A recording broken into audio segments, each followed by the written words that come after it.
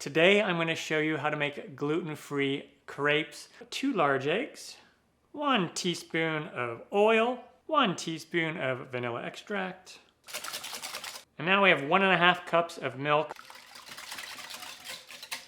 1 tablespoon of sugar, and then I have 1 cup of a 1-to-1 gluten-free flour mix, and then a 1/4 teaspoon of salt, which will balance out those flavors. And if you have a lumpy flour, it's a good idea to use a sifter like this. Just throw the flour through there. I don't always use it.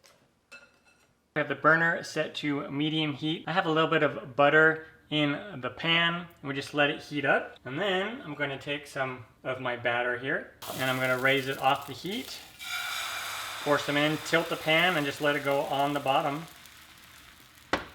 And then we'll let it cook. And it's going to take 30 seconds on the first side and about 20 to 30 seconds on the second side, somewhere around there. And then what you do is you kind of wait until it gets dry. See how this part's still really wet, and then these parts are getting more dry, but then also there'll be some little bubbles that form.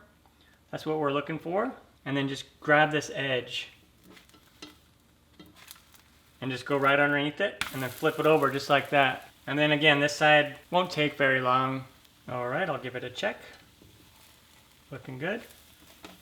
See that? And then I'm going to put it on a plate and just kind of stack them on a plate. And there's a lot of different toppings that you can use.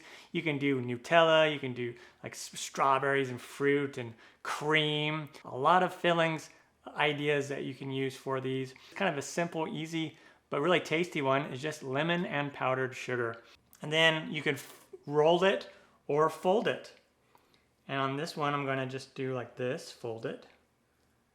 There we go. And then I'll do just a little bit more lemon juice. And then a little bit more powdered sugar.